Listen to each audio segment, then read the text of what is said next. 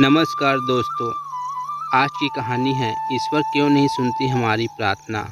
क्या आपने कभी ऐसा महसूस किया है कि आप रोज़ दिल से प्रार्थना करते हैं फिर भी मन बेचैन रहता है, जैसे कोई खालीपन है जो भरता ही नहीं। क्या ईश्वर हमारी पुकार नहीं सुनते?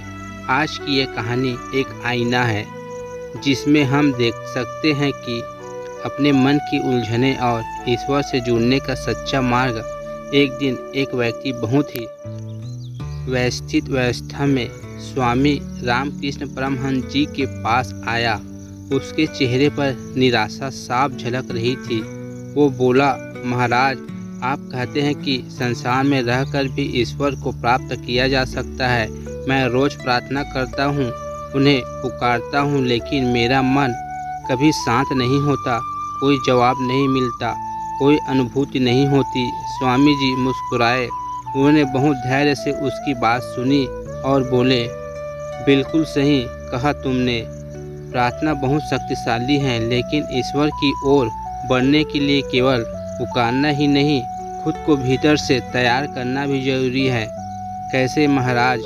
उस व्यक्ति ने उत्सुकता से पूछा। स्वामी जी ने कहा, क्या तुमने कभी देखा है कि जब हम हरे भरे बाग लगाते हैं तो उसे जानवरों से बचाने के लिए चारों ओर एक बाड़ लगाते हैं? ठीक उसी प्रकार प्रार्थना तो बीज है, लेकिन उसे सुरक्षित रखने के लिए सत्संग रूपी बाड़ भी जरूरी है। सत्संग मन को विकारों से बचाता है। जब हम सज्जनों की संगति करते हैं तो उसके विचार, उसकी ऊर्जा हमारे भीतर प्रवेश करती है और हमारे मन में ईश्वर के लिए एक अलग ही प्रेम जागता है।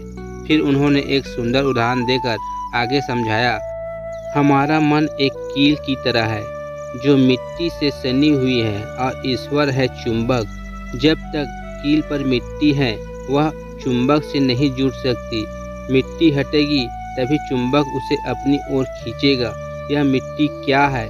व्यक्ति ने पूछा। स्वामी जी ने उत्तर दिया, हमारा काम, क्रोध, लोभ, मोह, ईर्ष्या, विषय वासना, यही उस कील पर लगी मिट्टी है। जब हम सच्चे हृदय से रोककर, पिघलकर ईश्वर को पुकारते हैं, वो अश्रु हमारे विकारों को धोते हैं और फिर वही चुंबक यानी ईश्वर हमारी आत्मा को अपनी ओर खींच लेते हैं। उस व्यक्ति की आंखें भर आई। वो अब समझ चुका था, सिर्फ प्रार्थना नहीं, भीतर का समर्पण और सत्संग ही ईश्वर को पाने का एकमात्र साधन है।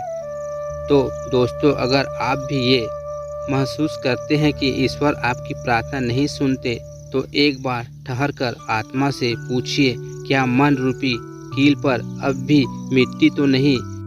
ईश्वर को पाने का मार्ग सिर्फ जीवा के बोल से नहीं, बल्कि भीगे हुए भावों से, सज्जनों की संगति से और मन की गहराइयों से होकर निकलता है।